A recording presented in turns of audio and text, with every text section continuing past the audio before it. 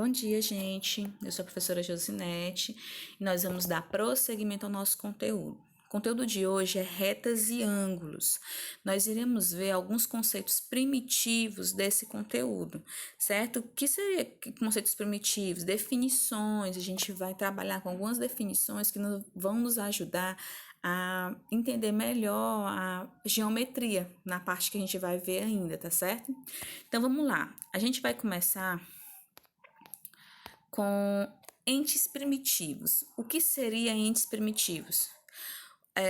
Os entes primitivos são aquelas figuras geométricas que dão origem a outras figuras, certo? Então, nós temos três entes primitivos, que são ponto, reta e plano, ok? Vamos falar de cada um deles. O ponto, ele é uma figura adimensional, certo? O que é uma figura adimensional? É uma figura que não tem dimensão. Eu não tenho como mensurar o seu tamanho. Não dá para me medir um ponto, ok? Então, ele não tem dimensão. É um ente primitivo, porque ele dá origem a vários outros entes, outras figuras geométricas, tá certo? Mas que eu tenho. O ponto, ele é uma figura que é representada por uma letra maiúscula. Em nenhum momento você vai ver um ponto sendo representado por uma letra minúscula, de qualquer jeito, certo? Então, em qualquer figura plana, em qualquer demonstração, um ponto sempre vai ser demonstrado com uma letra maiúscula. Nós temos a reta. A reta, por sua vez, ela é uma figura unidimensional. O que seria uma figura unidimensional? É uma figura que possui apenas uma dimensão, que no caso o comprimento, né? A gente tem como medir, entre aspas, o comprimento da reta. Por que entre aspas? A reta, ela é uma figura geométrica plana infinita. Na verdade, o conceito dela diz que a reta é um conjunto infinito de pontos justapostos, o que é isso? Sem espaço entre eles, por isso que a gente forma uma reta. E a reta, ela é representada por uma letra minúscula, certo? Mas eu posso representar a reta de outra maneira, professora? Pode. A gente vai ver mais na frente como é que eu represento a reta sem ser com a letra minúscula, tá certo? Vamos falar também do plano. O plano, ele é uma figura bidimensional. Ele tem duas dimensões. Ele tem largura e comprimento, tá certo? E por sua vez, ele é representado com uma letra minúscula do alfabeto grego. Gente, o plano, por mais que na nossa concepção que a gente vê aqueles desenhos e tudo, pensa que é delimitado, mas o plano ele é infinito, ok? A gente coloca aquela figura e tudo para a gente poder representar, assim como a reta também, ok? A reta e o plano são figuras infinitas, tá certo? Aí vamos para algumas definições importantes. Falando de ponto, os pontos eles são colineares. Podem ser colineares. O que são pontos colineares? A gente está falando agora de algumas coisas importantes em relação a esses entes primitivos. Quando eu falo de alguma coisa que é colinear, quer dizer que ela está alinhada em uma reta. Então, pontos colineares são aqueles pontos que pertencem a uma mesma reta. Então, eu tenho aqui duas situações, ó. Na primeira situação, a gente percebe um conjunto de pontos colineares. Por quê? Porque eles estão alinhados. Eles estão alinhados numa mesma reta. Já nessa segunda imagem, nós temos uns pontos não colineares. Vocês percebem que, mesmo querendo traçar uma reta, eles não vão estar alinhados, não vão estar numa posição onde uma reta passe por todos eles. Então, eles são pontos não colineares, ok? O que mais que a gente tem aqui? Nós temos pontos coplanares, certo? O que são, para ser coplanares, tá, gente? O que são pontos coplanares? Coplanares são pontos que estão no mesmo plano, ok? A gente tem até umas questões que a gente faz a análise, vamos supor, num cubo, a gente coloca alguns pontos em algumas faces. Então, a gente percebe que aqueles pontos, eles não são coplanares. Por quê? Porque eles estão em planos diferentes, tá certo? Ó, nessa aqui, a primeira aqui, todos eles, A e C, B e D, todos eles são pontos coplanares. Já na segunda figura, eu tenho dois planos, né? Se eu fosse fazer referência aos pontos F e G, por exemplo. Eles são pontos que não pertencem ao mesmo plano, logo eles não são coplanares. A gente falou dos entes primitivos, né? Vamos falar agora dos entes definidos. Professora, e o que seriam esses entes definidos? Os entes definidos são aqueles que derivam dos entes primitivos. E quais o que a gente tem aqui? Nós vamos falar primeiro da semirreta. A semirreta, ela deriva de qual ente primitivo? Da reta, certo? E o que seria a semirreta? A semirreta, ela é eu coloquei a figura aqui, ela é uma parte da reta onde eu tenho por limite um ponto, certo? Então, eu sei o que é uma semirreta a partir daí, olha a figura aqui. Eu tenho, a primeira parte da figura, eu tenho a semirreta AB. É como se, leigamente, assim, a gente falando no popular, é como se eu pegasse uma reta e cortasse ao meio, certo? Mas a semirreta, ela é uma parte da reta onde a gente conhece o início dela, a gente conhece a origem. E ela também é infinita, só que ela é infinita apenas em uma direção. E eu preciso que vocês tenham cuidado na hora de indicar esse ente. Por quê? Porque a semirreta, se vocês perceberem, eu tenho dois pontos por onde a semirreta passa. E eu tenho o ponto de origem e um ponto por onde ela passa. E a semirreta, na hora de indicar, a gente indica desse formato. AB e uma setinha em cima. Lembrando que como é semirreta, a setinha só vai para um lado, ok? E tem outra coisa importante. A direção faz toda a diferença. Olha, nesse caso aqui, AB é diferente de BA. É diferente de eu representar um segmento, que AB, BA é a mesma coisa. Na semirreta, não. Na semirreta, AB é diferente de BA, porque eles estão em sentidos diferentes. Então, tem que ter cuidado em relação a essas definições. O próximo ente definido é o segmento de reta. O segmento de reta também se origina da reta. Eu tenho aqui a figura. Se vocês olharem, eu tenho uma reta R e eu tenho dois pontos marcados nessa reta, os pontos A e B. E por eles, esses pontos, nós temos o segmento de reta, que é um pedaço da reta delimitado por dois pontos.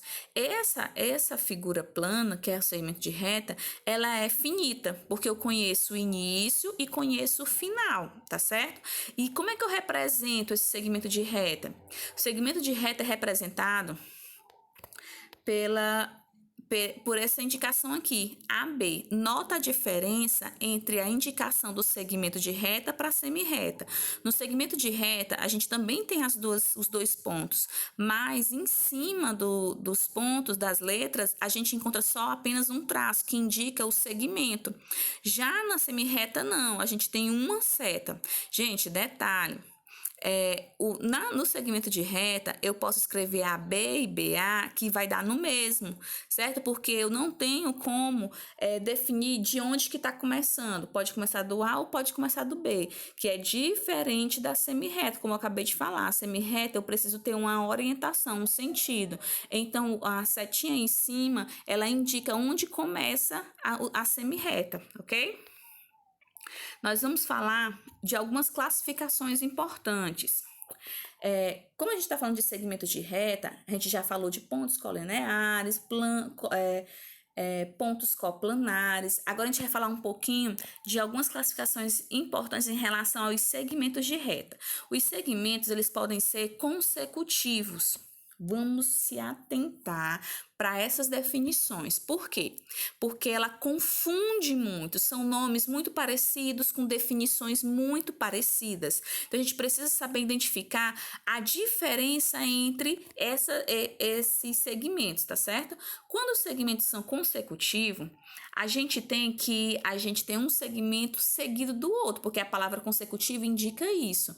Mas a gente vai ir para a definição dizendo que segmentos consecutivos são aqueles segmentos que possuem um ponto em comum, certo? Se eles possuem uma extremidade em comum, né? Porque não tem que ser só um ponto em comum, porque se fosse só um ponto em comum, eles seriam retas concorrentes. Então, precisa ser um ponto que seja extremidade, seja o início ou o fim do segmento. Então, o segmento consecutivo é isso, ele possui apenas um ponto em comum. Olha aqui as figuras. Eu tenho essas duas situações, ó. AB, BC, na primeira situação, e AB, BC na segunda situação. Nessas duas situações, os segmentos AB e BC, eles são consecutivos, tá certo? Eles têm apenas um ponto, uma extremidade em comum, que é o ponto B, ok? Aí a gente tem agora os segmentos colineares. Olha como as palavras elas são muito próximas e dá para confundir. O que são segmentos colineares? Tem a mesma definição dos pontos que a gente falou lá no início, pontos colineares. Os segmentos colineares são segmentos que estão alinhados em uma mesma reta. Eles pertencem a uma mesma reta. Vamos lá ver aqui alguns exemplos. Eu tenho essa reta aqui, esse conjunto de segmentos. Se eu fosse analisar, qual exemplo eu daria que eles de par de segmentos colineares? Eu posso dizer que AB e BC são colineares, não posso? Posso. AB e BC são segmentos colineares. O que mais que eu tenho? Eu posso dizer que AB e CD. Professora, mas eles estão muito longe. O AB está bem no início e o CD está lá no final. Mas eles continuem estando alinhados na mesma reta. Se isso acontece, eles são colineares sim. Coloquei mais um exemplo, BC e CD. Eles são colineares, estão na mesma reta. Por fim, nós temos outro tipo de segmentos adjacentes. Os segmentos adjacentes, eles juntam as características dos consecutivos e dos colineares. Então, vamos aqui resumir. Para ser adjacente, ele precisa necessariamente ser consecutivo e ser colinear. Ok? Então, a gente tem, nesse exemplo aqui, o mesmo exemplo do anterior, estou colocando de novo. Agora, a gente tem o seguinte, AB e BC são segmentos adjacentes. Por quê? Porque eles são consecutivos, por terem um ponto em comum, né, a extremidade em comum, e eles são colineares, por estar na mesma reta. BC e CD também são. BC e CD têm um ponto em comum, a extremidade em comum, então são consecutivos e são colineares, estão na mesma reta, logo são adjacentes. Por que o AB e o CD do exemplo anterior não está nesse aqui? Porque o AB e CD, eles são colineares, estão na mesma reta, mas eles não são consecutivos. Então, como eles não têm as duas características, eu não posso dizer que eles são segmentos adjacentes. Tá certo? Olha aí como dá para confundir um pouquinho. Então, preciso que vocês lembrem disso. Consecutivos possuem uma extremidade em comum. Segmentos colineares, eles estão dispostos numa mesma reta. E adjacentes são aqueles que têm as duas características, são consecutivos e são colineares, tá certo?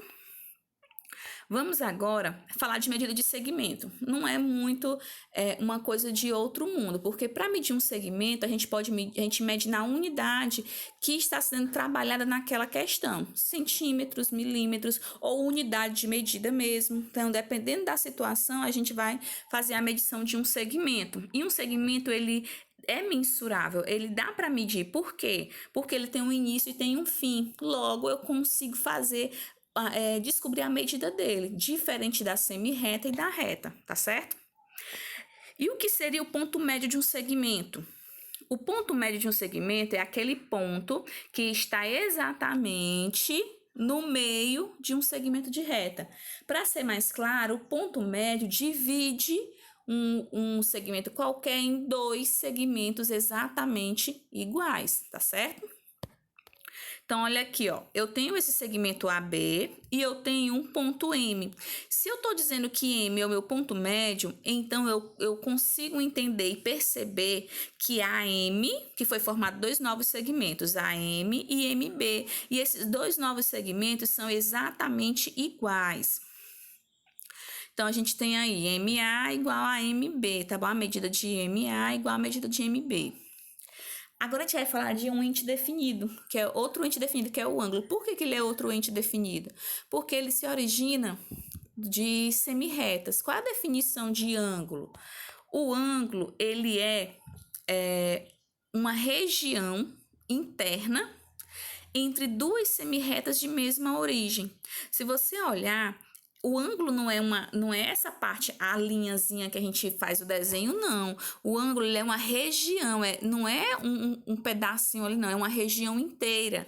Então, o ângulo é a região compreendida entre duas semirretas de mesma origem. Se você olhar aqui, a semirreta ela tem a origem em O, tanto a semirreta OA como a semirreta OB, tá certo? E eu indico esse ângulo da seguinte forma: ângulo AOB.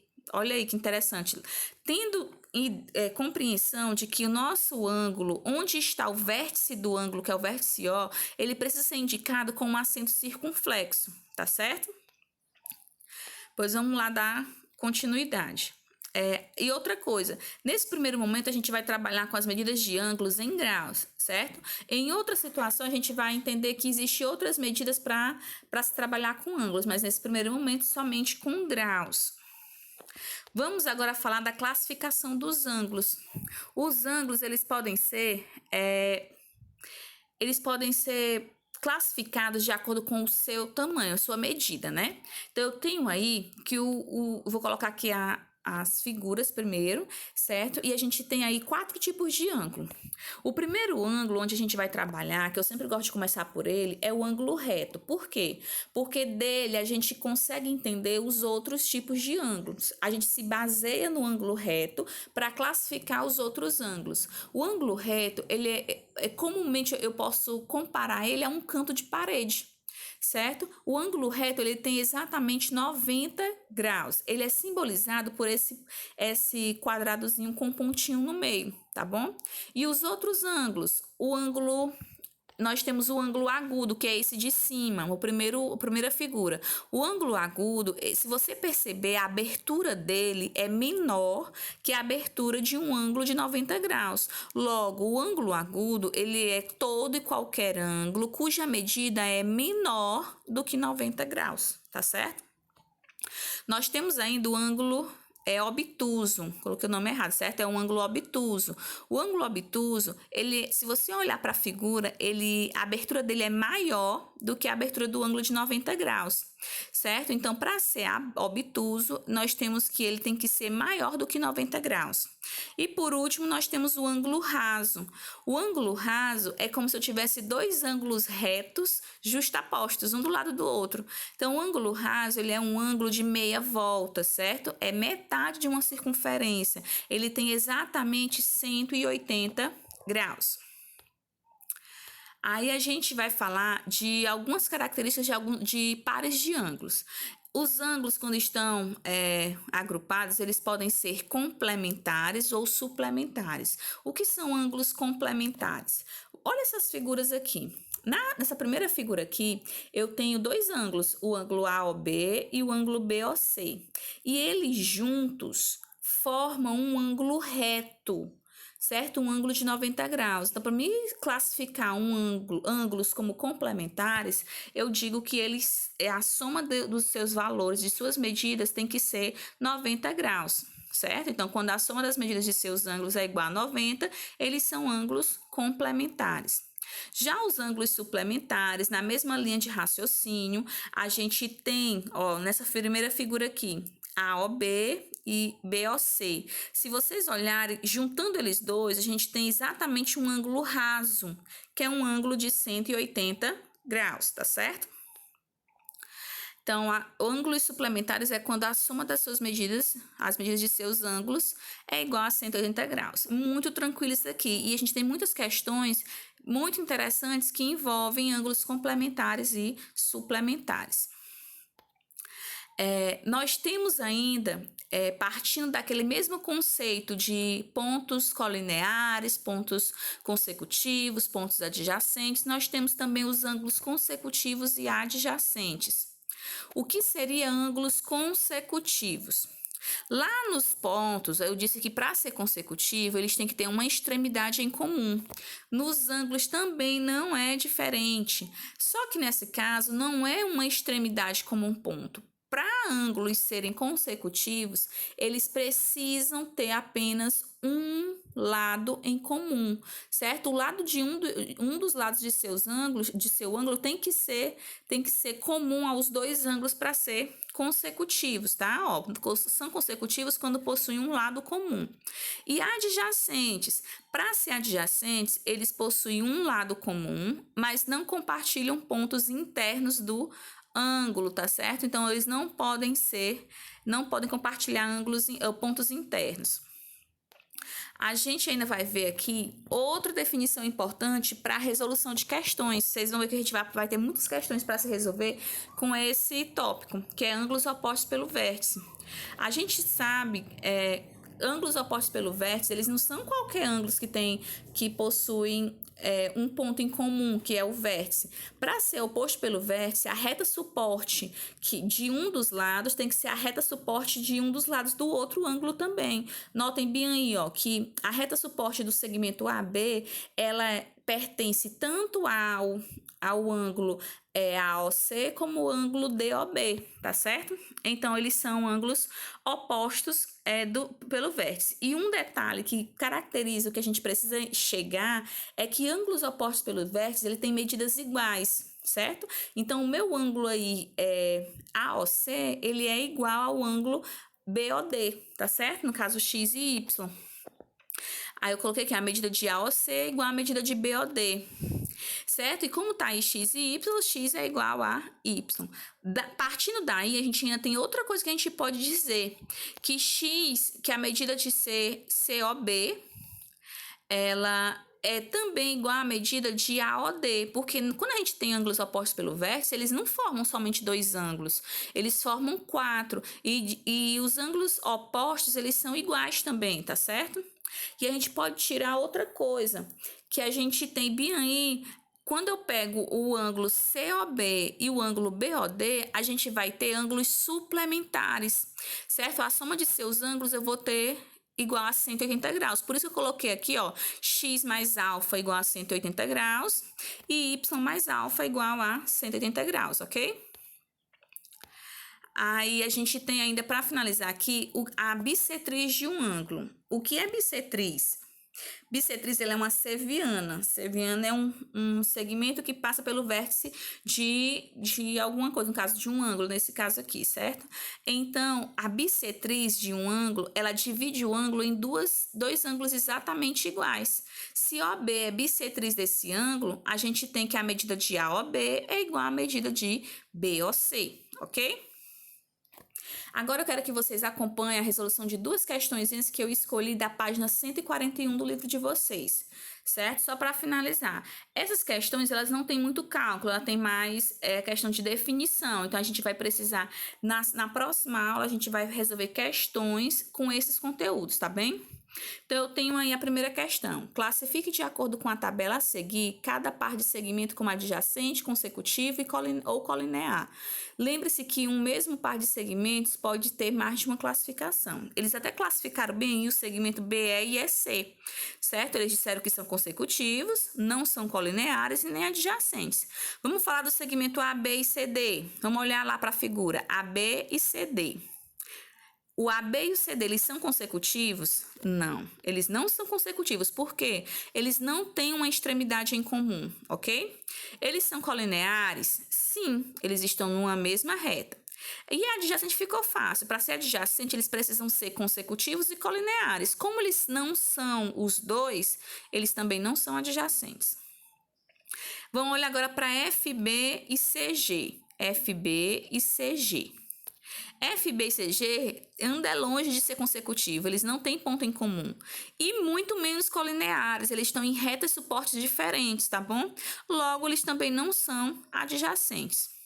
BD e CD, vamos lá, BD e CD. Eles são consecutivos? Sim, eles possuem uma extremidade em comum, que é o ponto D. Eles são colineares? Sim, eles são colineares, estão na mesma reta. Então, eles são adjacentes? Não, porque para ser adjacente, eles não podem ter ponto em comum. Eita, professora, eu não entendi. Se você olhar, o segmento CD, ele é como se pertencesse ao segmento BD, estivesse dentro dele. Então, ele não tem só uma extremidade comum, ele literalmente compartilha um segmento inteiro, vários pontos. Então, eles não podem ser adjacentes. Aí, AD e BC, vamos lá. O AD e o BC. O AD e BC são consecutivos. AD e BC, eles não são porque eles não possuem um ponto em comum, eles possuem vários pontos em comum. Eles são colineares? Sim, eles são colineares, certo? Estão na mesma reta e não são adjacentes, ok? Vamos para a próxima questão aqui para finalizar. Essa aqui é bem fácil, gente, muito fácil, sabe? Mamão com açúcar.